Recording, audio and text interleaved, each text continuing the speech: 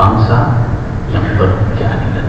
Itu diantara poin-poin yang perlu menjadi perhatian bagi pemerintah dan diinformasikan kepada publik.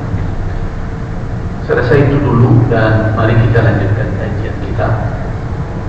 Ya, pada penjelasan kita pada majelis yang lalu kita sudah berbicara tentang muqaddimah dan nikah, pengantar nikah, di mana kita membahas tentang khitbah, tentang pertunangan yang kita sering sebut pinang-pinang.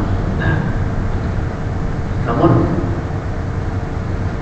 ada beberapa pertanyaan yang muncul terkait siapa yang meminang dan sebagainya. Itu sudah kita jelaskan. Nah, sekarang kita cukupkan dulu sementara tentang muqaddimah dan nikah.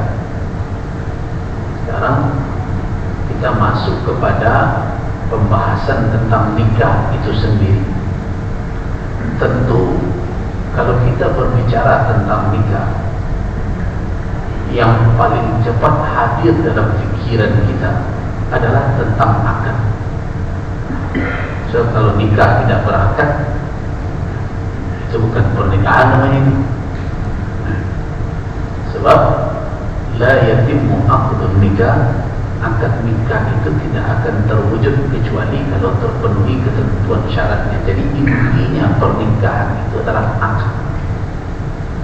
Akad itu memberikan dampak yang sangat besar, sehingga suatu hubungan yang pada dasarnya adalah haram menjadi halal karena akad itu.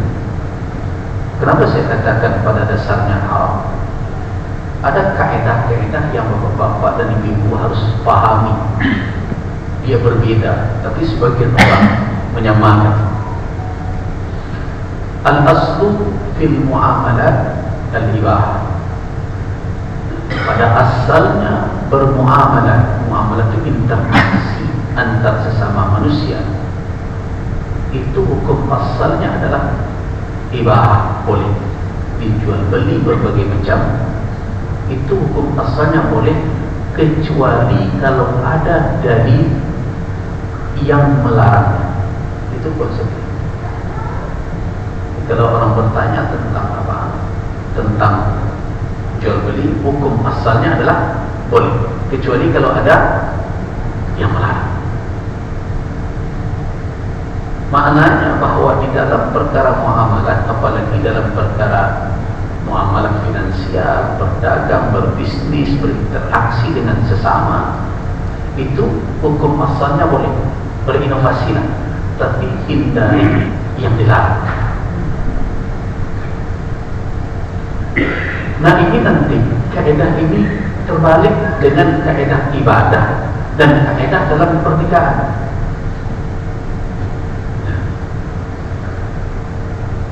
Kaedah ibadah berbeda. Kalau beribadah, al-aslu fil ibadati al-hadar. Pada asalnya ibadah itu terlarang.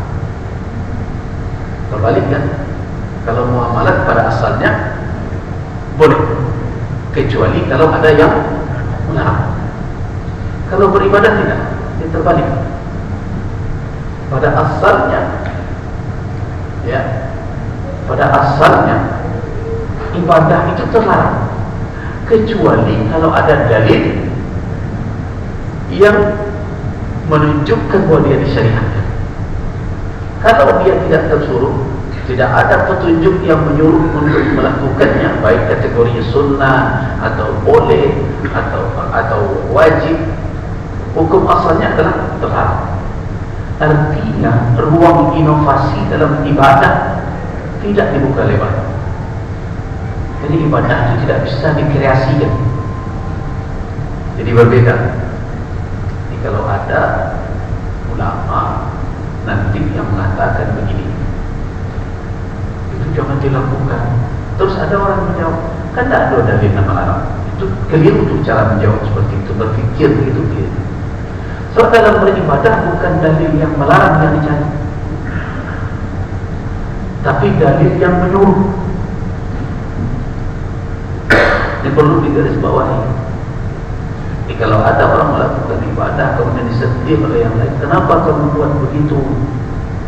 Kemudian ada yang menjawab, ya kan tidak ada dalil yang melarang. Kalau dalil yang melarang yang dicari dalam beribadah, kacau ibadah semua. Coba cari, ada tak dalil yang melarang sholat subuh 4 rakaat? Tidak ada. Yang ada adalah dalil yang menyuruh sholat subuh 2 rakaat. Jadi konsepnya berbeda. Ya.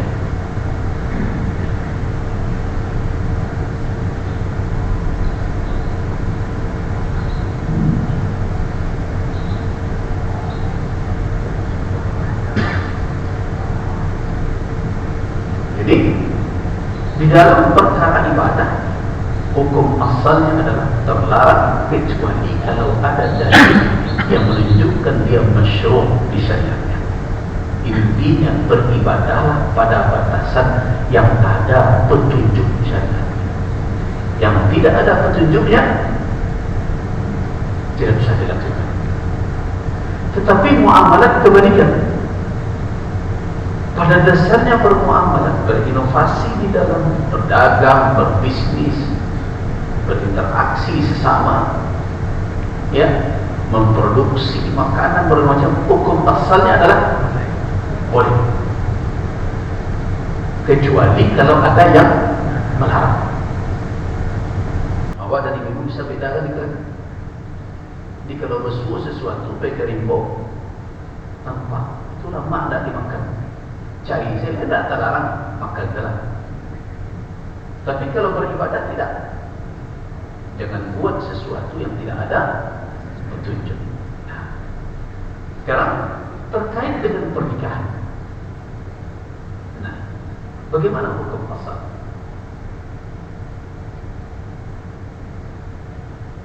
Hukum asal dari hubungan laki-laki dan perempuan itu adalah haram, kecuali kalau sudah ada yang menghalalkannya. Jadi dia mirip dengan ibadah.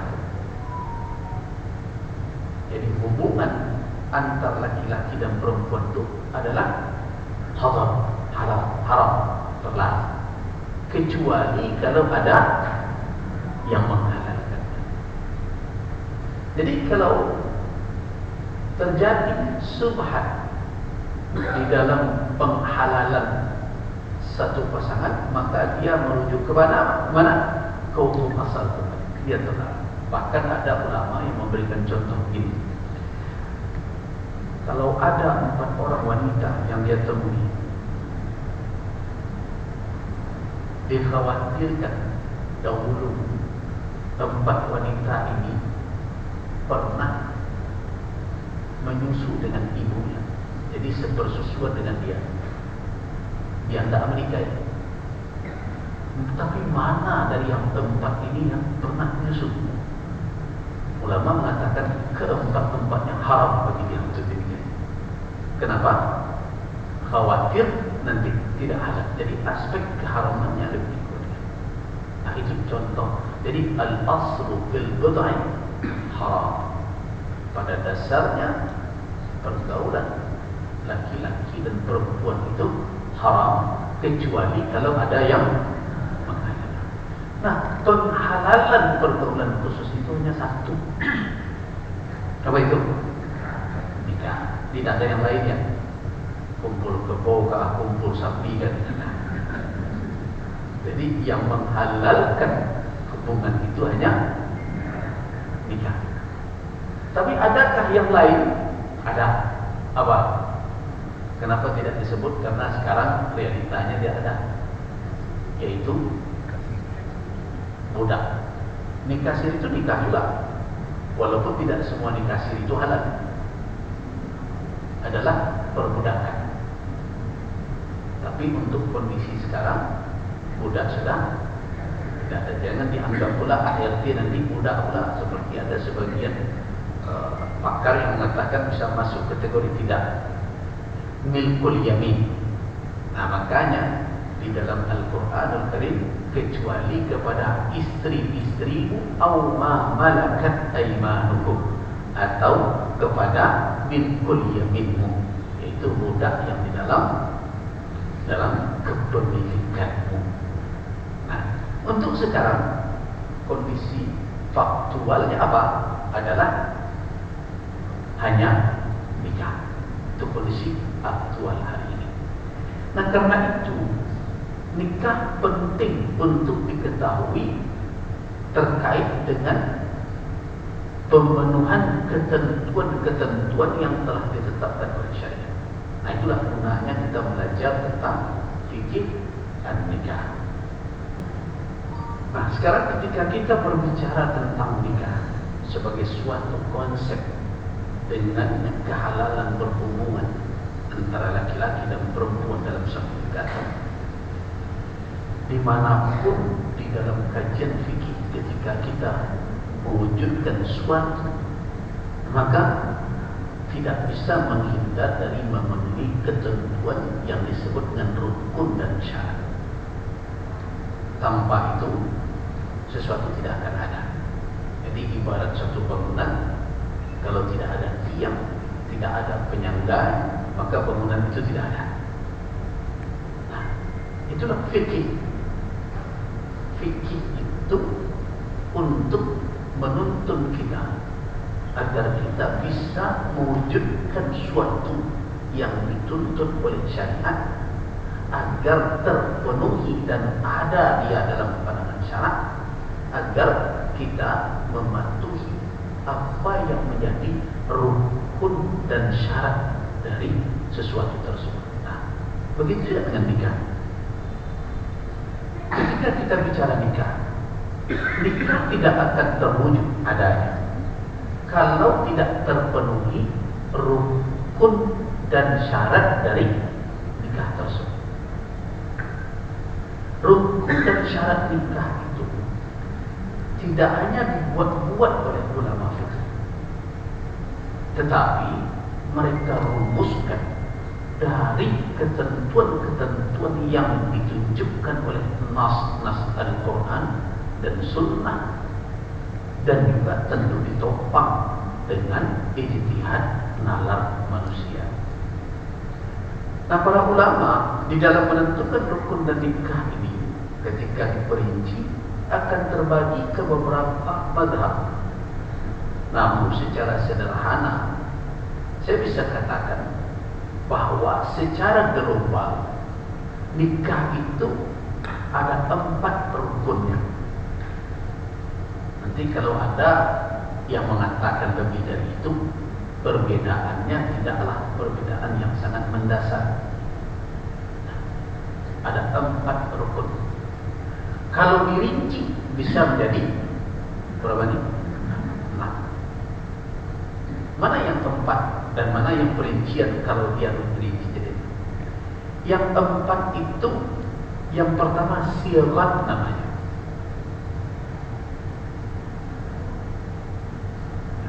Yang pertama sirat. Kemudian yang kedua al-aqidah, 2 orang yang berakad. Sudah berapa? 2. Yang ketiga adalah az-zaujah, calon istri. Dan yang keempat adalah asy-syahidan, 2 orang saksi. Nah, itu kalau kita globalkan jadi berapa? 4. Kita ulangi lagi. Sirat, al-aqidah, 2 orang yang berakad, az-zaujah, yaitu istri atau calon istri. Yang terakhir asy-syahidan, 2 orang saksi. Kalau diperinci ada yang mengatakan 6. Mana yang 6 itu? Yaitu ijab dan qabul, itu disebut sirat. Jadi kalau sirat dipecah 2 jadi berapa? Ijab 1, qabul 1. Kemudian al-aqidah, dua orang yang berakad kalau dibaca dua, wali dan calon suami. Jadi berapa? 4.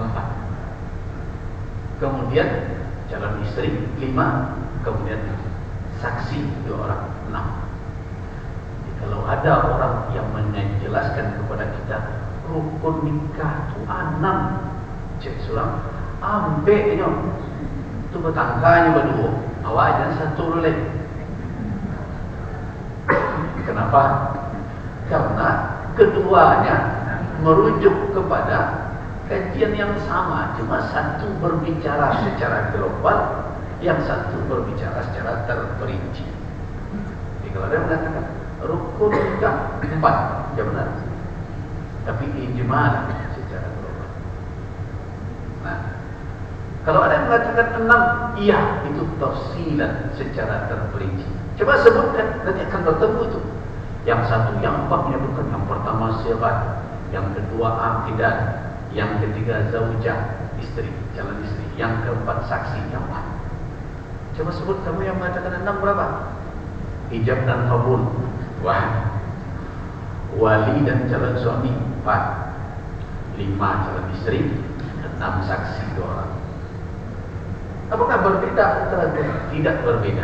Yang satu berbicara global, yang satu lagi berbicara tafsir terperinci. Nah, sekarang setelah kita tahu rukun dari nikah, dari mana rukun itu didatangkan? Nah, itu kalau mengaji kita tentu sampai ke sana. Nah, syirat itu adalah ketentuan dari nas.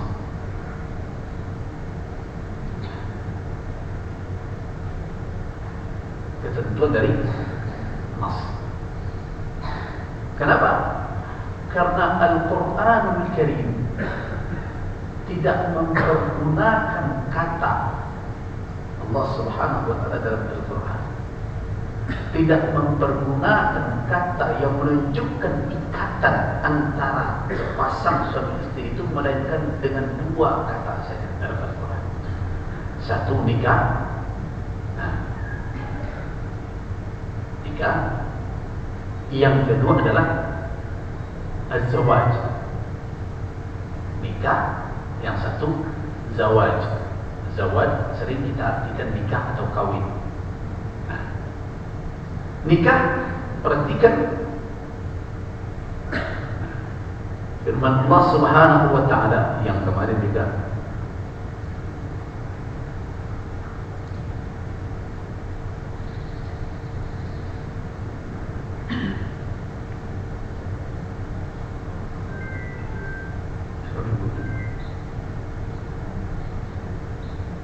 firman Allah dalam surat Al-Ahzab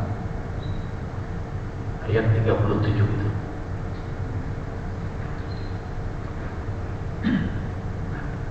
Kata zawaj,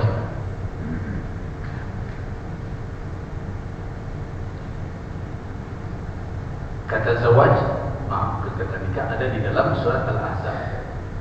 Di situ dikatakan falamma qada Zaidun minha wa. Di sini ada kata zawaj. Maknanya falamma qada Zaidun minha wa, ketika Zaid telah tidak lagi membutuhkan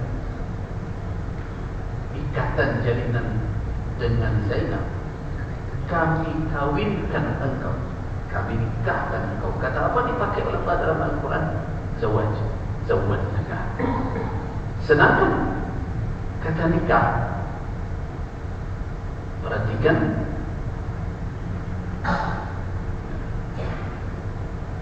surat An-Nur ayat 32.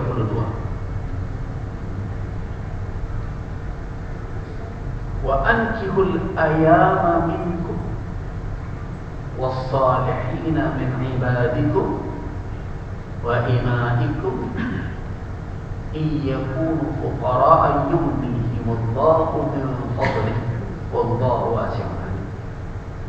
Di situ ada kata wa ankihu.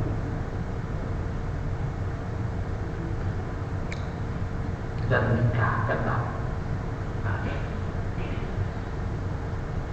itu yang ditemukan di dalam Al-Quranul Karim yang menunjukkan makna pernikahan. Yang pertama nikah, yang kedua zawaj.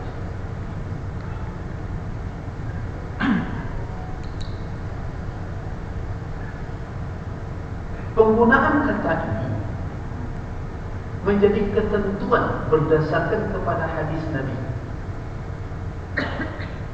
Hadis ini berulang kali saya pernah sampaikan. Ketika Nabi SAW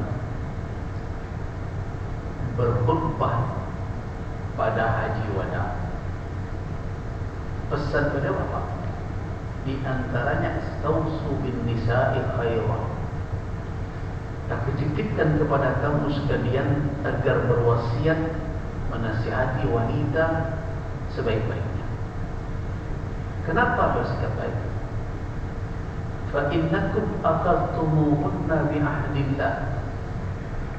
Sesungguhnya kamu sekalian mengambil wanita-wanita itu dari tangan orang tua dan wali mereka bi'ahdillah, dengan janji dengan Allah Azza wa Jalla.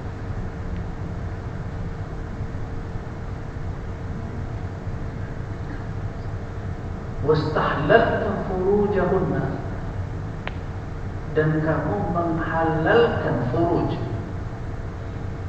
bergaul dengan para wanita itu bi kalimatillah, dengan kalimat yang diturunkan oleh Allah. Jadi nampak bertemu antara petunjuk Al-Quran dan petunjuk Sunnah. Al-Quran memakai kalimat apa? Dua, zawaj, nikah. Hadis mengatakan kalimat dari Allah. Nah, disitulah makanya para ulama membahas apa sirah, apa kalimat yang akan dipergunakan oleh hamba-hamba Allah dalam menjalin ikatan pernikahan. Nah, berarti penetapan bahwa nikah itu mempergunakan syarat di samping petunjuk nas. Nah, tentu ada juga nanti praktek yang ditunjukkan oleh Rasul Sallallahu Alaihi Wasallam yang menjelaskan tentang apa yang dimaksud oleh Al-Quran dan Sunnah tadi. Nah, itu dikatakan bayan namanya. Nah, berdasarkan itu berarti ketetapan menetapkan ada rukun syarat ijab dan qabul itu menjadi bahagian mutlak dari pernikahan berdasarkan apa? Al-Quran dan Sunnah Nabi Sallallahu Alaihi Wasallam. Di atas dua dasar itulah berdiri ijma ulama, sepakat ulama bahwa nikah kaum muslimin itu harus pakai hijab dan qabul. Dengan alasan itu tidak ada perbedaan pendapat di kalangan ulama bahwa nikah itu harus pakai hijab dan qabul. Walaupun nanti hijab dan qabulnya itu kalau dijelaskan nanti akan bermacam-macam penjelasannya, tapi intinya sepakat ada hijab dan qabul. Nah, itulah dasar adanya rukun yang pertama yang disebut dengan syarat. Ada situ apa tadi ibu sudah tahu. Ternyata ulama memberikan ketentuan ada rukunnya itu bukan berdasarkan selera mereka, tapi berdasarkan kepada petunjuk Al-Quran dan Sunnah Nabi. Jadi jangan ada juga orang yang memalingkan kita dari petunjuk. Dikarenakan anak kajinya buat sini itu benar. Tidak begitu.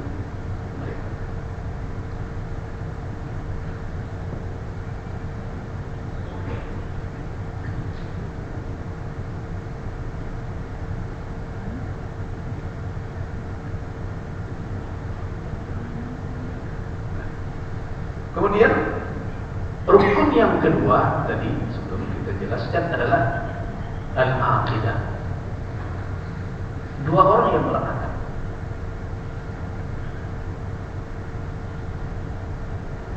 Dua orang yang melakukan. Siapa itu? Yang pertama tentu adalah wali. dasarnya? Dasarnya adalah ayat 32 tadi. Bunyinya wa ankihu, bukan wankihu. Wa ankihu. Apa arti ankihu? Nikahkanlah, bukan nikahilah ya. Nikahkanlah. Artinya ada petunjuk dari syariat kepada orang tertentu untuk menikahkan wanita yang tidak bersuami, baik yang masih gadis maupun yang telah pernah menikah. Al-ayama artinya adalah wanita yang tidak bersuami. Kemudian berikutnya baru ima itu guna. Artinya apa? Bahwa pernikahan itu ada orang yang melaksanakannya dari pihak perempuan. Nah, disitulah muncul wali. Nah, ini ditegaskan oleh Nabi Sallallahu Alaihi Wasallam. Ayyuma mura'atin nakahat bi ghairi idni waliha fa nikahuha batilun. Wanita manapun yang menikah tanpa izin walinya, maka nikahnya itu nah, bahkan di dalam hadis lain dikatakan bahwa wanita tidak boleh menikahkan orang lain dan tidak boleh menikahkan diri sendiri. Jadi kalau yang menikahkan dirinya sendiri siapa itu? Wanita tidak benar. Nah, dari situ muncul nanti wali. Nah, sudah. Nah, sedangkan bagi laki-laki tidak dituntut. Bahkan langsung perintah kepada laki-laki. Mana ayatnya? Fankihu ma taba lakum. Nikahilah oleh kamu yang baik-baik.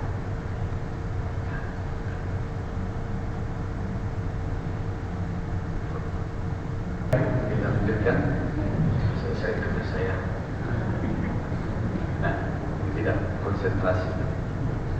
Jadi ketika kita berbicara tadi tentang rukun yang pertama, sirah, ijab dan qabul, itu berdasarkan kepada Al-Quran dan Sunnah, dan diperkuat dengan Sunnah Nabi. Jelas di dalam Sunnah Nabi itu Al-Quran buatkan, dijelaskan oleh Sunnah Nabi. Kemudian di atas dua dasar itu terjadi ijma' ulama. Jadi kalau kita katakan apa dasar menetapkan sirah, ijab dan qabul sebagai rukun dari pernikahan? Al-Quran, Sunnah dan ijma'. Begitu juga ketika kita berbicara rukun yang kedua, al-aqidah. Al-aqidah, dua orang yang berakad. Apa dasar menetapkan itu rukun? Juga adalah Al-Quran dan Sunnah. Al-Qurannya mana? Tadi surah An-Nur katakan wa ankihu, nikahkanlah. Berarti perintah untuk menikahkan, bukan perintah menikah. Di sini menikahkan berarti ada orang-orang yang ditunjuk oleh syariat pun bertanggung jawab menikahkan. Itulah wali. Nah, sedangkan dalam surah An-Nisa ada perintah fankihu, nikahilah. Tertuju kepada siapa? Kepada laki-laki. Nah, berarti dalam hal ini ada yang menikahi, ada yang menikahkan. Nah, ini dijelaskan, dikuatkan dan dijelaskan oleh Sunnah Nabi Sallallahu Alaihi Wasallam dalam prakteknya. Dan masa Nabi ada pernikahan terus. Karena itu, dengan demikian maka dasar rukun yang kedua juga Al-Quran dan Sunnah. Di atas itu ada ijma' ulama. Kemudian berikutnya siapa? Yaitu zaujah, istri. Nah, kalau istri tentu itu tanpa ada penjelasan lebih panjang akan mudah orang mengatakan bagaimana menikah kalau ini nikah itu tidak ada. Itu secara logika, nikahkanlah, nikahilah. Pertanyaan, siapa yang akan dinikahkan? Siapa yang akan dinikahi? Nah, secara logisnya jelas itu dituntut ada mankuha yang dinikahi, yaitu wanita yang halal untuk dinikahi. Tetapi apakah dasar itu hanya logika semata? Tidak. Al-Quran mengatakan wa ankihul ayam, nikahkanlah wanita-wanita yang tidak bersuami. Dan di dalam surah An-Nisa, fankihu ma taba lakum minan nisa, nikahilah wanita yang baik-baik. Nah, berdasarkan kepada Al-Quran dan Sunnah juga ada yang dinikahkan. Siapa itu? Calon istri. Kemudian berikutnya asyahidan. Di dalam Al-Quran jelas, di dalam hadis jelas, la nikah illa biwaliyin wa syahidain adlin. Tidak ada nikah tanpa wali dan dua saksi yang adil. Nah, berarti ketika kita berbicara tentang nikah, maka unsur yang harus terpenuhi di dalam pernikahan itu bukan hanya karangan para ahli fikih. Nah, itu yang sering disalahpahami oleh sebagian orang, sehingga sebagian orang yang tidak mengerti dengan ilmu fikih mengatakan fikih itu karangan ulama. Itu keliru besar. Fikih itu bukan karangan ulama. Fikih itu adalah hasil dari ijtihad ulama terhadap dalil Al-Quran dan Sunnah. Jadi, kenapa suara-suara seperti itu sekarang muncul? Karena ada orang yang ingin menjauhkan umat dari petunjuk syariat. Nah, maka dia katakan fikih itu karangan ulama. Dan ada pula yang mengatakan bahwa fikih itu hanya kajian lahiriah saja, yang penting batin. Dan ada pula orang mengatakan itu kaji kulit-kulit saja. Nah, tidak sedikit orang yang ingin menyingkirkan ilmu fikih dengan alasan bahwa mereka telah sampai ke hakikat. Saya berzikir dengan hakikat, fikih tidak perlu lewat. Nah, kenapa? Kalau orang dah sampai ke hakikat, tak perlu. Tidak ada petunjuk seperti itu. Siapa yang lebih mendalam hakikat pemahaman kekhusyukannya dibandingkan Rasulullah? Tidak ada yang berani mengatakan lebih, dan tidak ada yang melebihi beliau. Beliau katakan ana atqa wa akhsha. Saya yang paling takwa di antara kalian. Saya yang paling takut kepada Allah. Lihat saya. Nah, jadi mematuhi ketentuan-ketentuan fikih itu adalah din, agama itu. Jadi jangan ada yang mau kita dihasut-hasut keluar dari petunjuk fikih tersebut. Terlepas nanti ada perbedaan, boleh saja seseorang memilih, tetapi ingat bahwa perbedaan itu bukan berarti membuat alasan bagi kita untuk apa? Untuk melepaskan diri secara total. Nah, sehingga saya agak khawatir dengan pernyataan-pernyataan sebagian orang yang datang bertanya, ya, mendengar kaji dan kini semakin banyak, kami semakin pusing. Begitu kece dan ustaz ikut kece ustaz itu belum. Kece buya ikut boleh. Buya senang kece tak boleh. Itu bah kesimpulannya rancak dapat. Hanya ini karena tambah panjang berhenti mengaji lagi. Apakah bisa begitu kesimpulannya? Ya tidak. Kenapa? Karena umat disuruh untuk bertanya. Itu tugas umat. Fas'alu ahla dzikri in kuntum la ta'lamun. Tanyalah orang yang ahli tentang petunjuk Allah Al-Quran kalau kamu tidak mengetahui. Jadi bukan menghindar jawabannya. Dulu sebelum mengaji lain tak bingung. Kalau sedang mengaji bingung. Akhirnya supaya tak bingung lagi berhenti mengaji. Nah, itu kesimpulan yang kedua. Nah, sebab proses di dalam menuntut ilmu itu biasa bingung. Tapi kalau berhenti, ya ditangkap bingung jadi. Jadi jalan yang terbaik apa? Terus dan belajar dengan sungguh. Cari cara yang tepat. Nah, bagaimana yang tepat? Belajar dengan mendengarkan alasan dari fikih itu atau meningkatkan. Jadi awak tak nerima boleh tak boleh. Lah mulai awak tingkatkan pengajian awak. Kau boleh apa alasan bolehnya? Kau tak boleh apa alasan tak boleh? Dengan itu ilmu kita akan berikan. Nah, jadi tidak mudah kita diprovokasi orang bahwa fikih itu karangan ulama. Tidak. Fikih itu buah ijtihad. Benar. Ijtihad itu bukan seperti orang bermanuan di kamar 1x2 meter.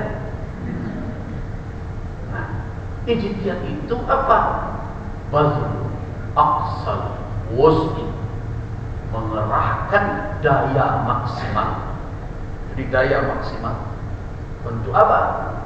Untuk menemukan hukum syariat. Dengan cara apa? Dengan mengistimbatkan, menyimpulkan hukum tersebut dari mana? Dari dalil-dalil syariat itu sendiri. Itu ijtihad. Jadi karena itu orang berijtihad tidak bisa main klaim-klaim. Tetapi ijtihad itu punya apa? Punya langkah-langkah yang disebut metodologi itu.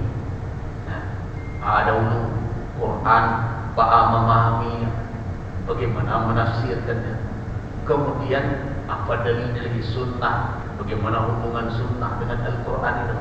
Kemudian datang ijma, bagaimana ketentuan ijma itu. Bisa jadi qiyas, bisa jadi dalil lain. Jadi fikih itu dilahirkan dengan apa? Dengan rangkaian suatu kajian, yang tidak sederhana. Apa tadi bukan dalam mengaji berulang? Coba dengarkan. Ketika kita dulu membahas tentang apa? Tentang bagaimana cara duduk ketika tasyahud. Contoh aja dulu. Kenapa sebagian ulama berpendapat bahwa kalau duduk tasyahud akhir itu, ada yang berkata duduknya adalah tawarruk. Tawarruk itu apa? Meletakkan warik panggul di atas lantai. Kalau tasyahudnya akhir, mau 2 rakaat, mau 3 rakaat, mau 4 rakaat, tawarruk. Itu dalam mazhab Syafi'i. Tapi mengapa? Ada ulama seperti mazhab Hambali mengatakan kalau duduk tasyahud akhir itu tidak pakai tasyahud awal, seperti sholat yang 2 rakaat, ya, atau sholat 4 rakaat langsung, kan tak pakai awalnya itu. Duduknya walaupun itu diiringi oleh salam, tetap iftirash. Tahu iftirash? Menjadikan telapak kaki kiri sebagai firas, sebagai alas panggul. Jadi tidak dijatuhkan panggul ke lantai. Nah, apakah ulama menetapkan cara seperti itu berdasarkan pemahaman kok pada itu? Itulah nyaman, ya begitu. Nah, ulama akan mencari mulai dari prinsip tadi. Ini ibadah ya. Ibadah itu harus petunjuknya ada. Mereka cari petunjuk. Ketika mereka cari petunjuk, bertemulah dalil yang beragam.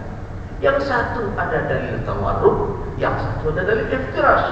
Nah, bagaimana mereka memahami dalil yang seperti lahiriahnya tidak klop atau tidak kompromi seperti itu? Bagaimana mengkompromikan? Nah, itulah ijtihad tadi.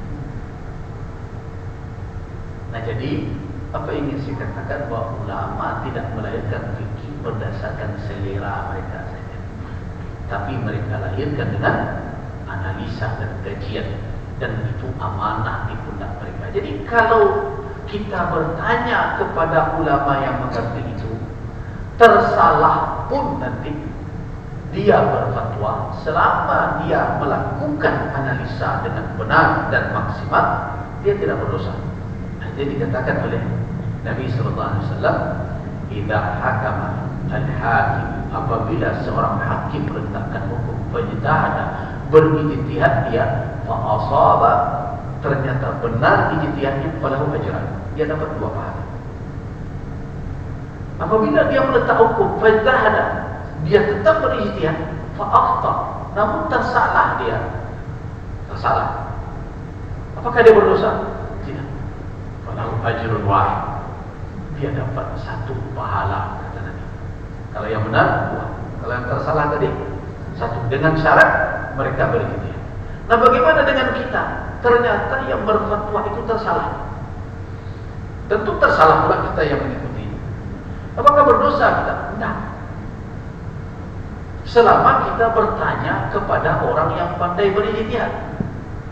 Nah, yang jadi persoalan sekarang, bertanya tak ke siapa, itu yang salah.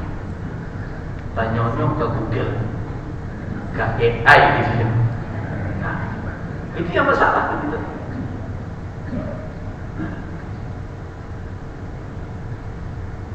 Jadi selama kita bertanya kepada orang yang memenuhi ketentuan untuk menyampaikan fatwa atau pendapat hukum, tersalah pun kita tidak menanggung akibat dosa. Tapi kalau bertanya ke orang dan keliru dan tidak mengerti bagaimana melahirkan sesuatu, apakah kita berdosa? Ya, lalai namanya. Raja lepreso kehamilan, tapi tanya ke dokter gigi. Nah, itu salah, kan mungkin sudah itu. Nah, tapi kalau seandainya orang tersebut lalai misalnya, tetapi dia ahli dalam itu, tapi lalai dia, tentu dia tidak berijtihad. Apakah dia berdosa? Berdosa kalau dia lalai. Tapi apakah umat yang bertanya kepada dia menanggung dosa? Tidak. Selama umat itu telah hati-hati bertanya dia kepada yang ahli, kemudian ada orang berfatwa ternyata dia tidak ahli, keliru dia dan berfatwa, siapa yang menanggung? Orang yang berfatwa itu. Fa ismu ala man afta.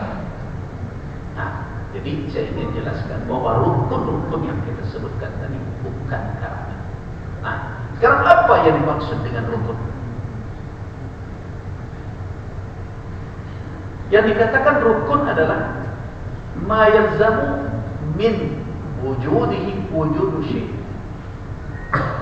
wa min adamihi adam syai'. Rukun itu adalah suatu ketentuan mutlak yang harus ada karena bergantung dengannya ada dan tidak adanya sesuatu. Itu rukun. Tidak bisa dianggup. Dan itu tiang. Kalau tiang tidak ada, runtuh.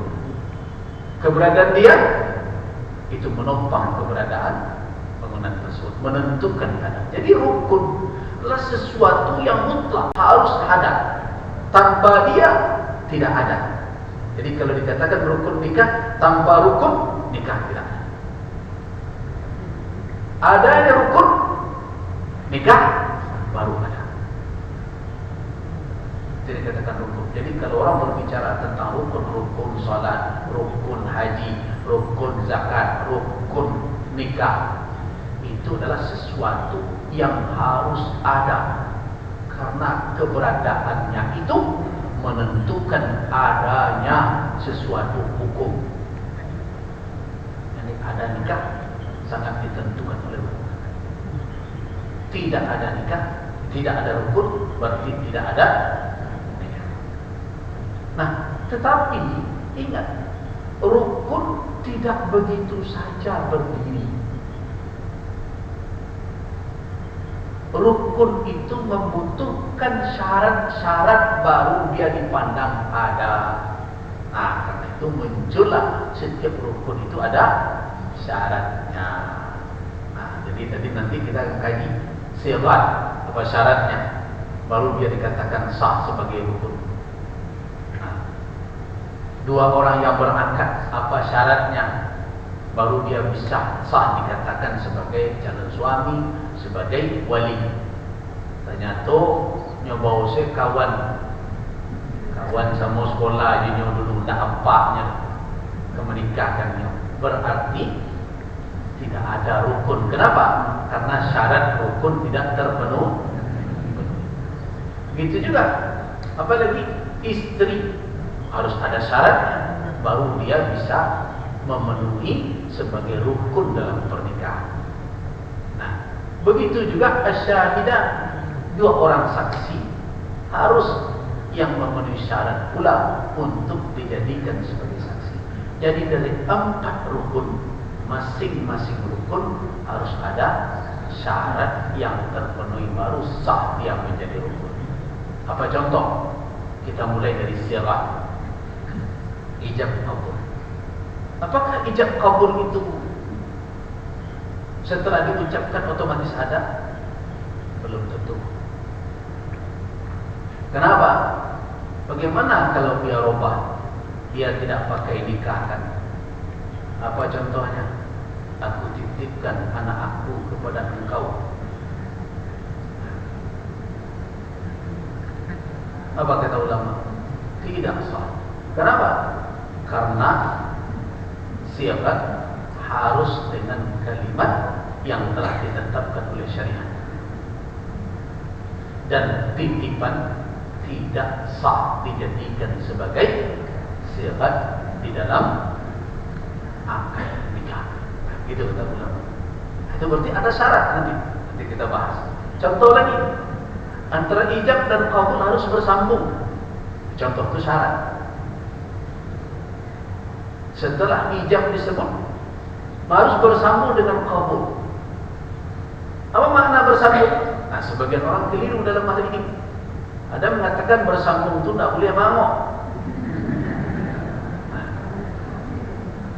itu keliru namanya tuh. Nanti kita jelaskan. Makna bersambung itu tidak ada pemisah yang menunjukkan bahwa yang berakad ini tidak fokus lagi.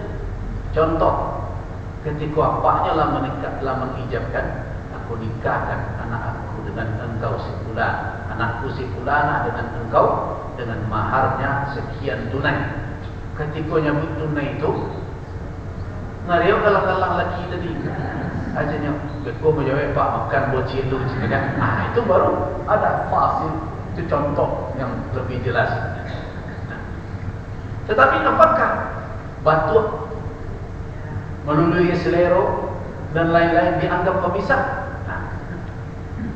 Nah, ini sebagian orang ada yang berlebihan, sehingga akhirnya ijab kabul itu seperti sesuatu yang sangat rumit sekali, sampai berpalu kalau menyebutnya. Apakah seperti itu ulama meletakkan persyaratan dalam ijab dan kabul? Nanti itu kan kita bahas. Itu contoh. Apa lagi? Saksi. Apakah menjadi syarat dalam kesaksian itu harus pejabat dengan bintang 2? Apakah bertambah afdal pula kalau yang menjadi saksi pernikahan kita itu adalah orang yang punya jabatan? Tapi ingat, begitu banyak hari ini masuk ke dalam proses pernikahan itu yang sebenarnya syariat tidak meletakkannya sebagai rukun, tidak pula meletakkannya sebagai syarat, dan malah juga tidak menempatkannya sebagai afdal. Nah, kira-kira siapa membuat ide itu? Ini ada masih rukun.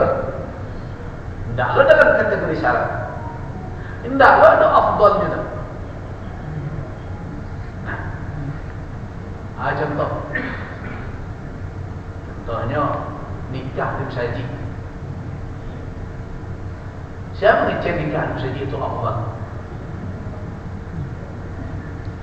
Tidak satu kerajaan di masjid itu afdal.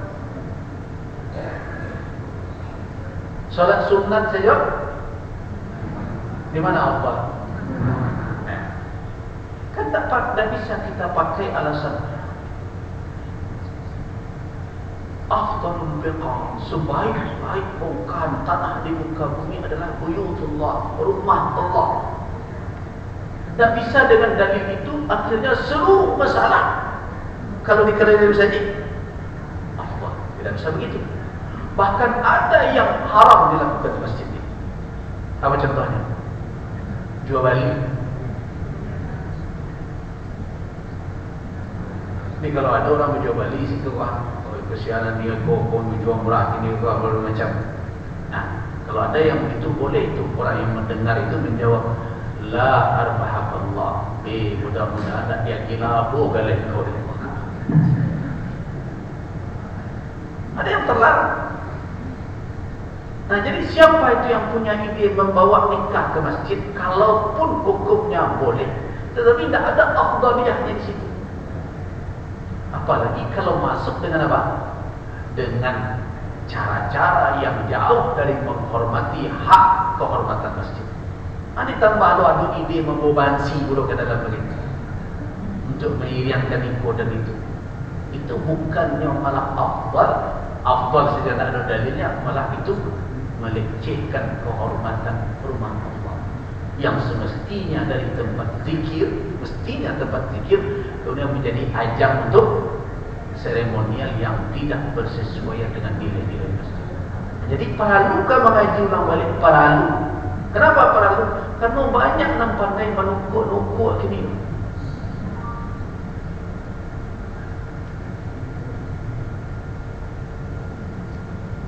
Alah tu.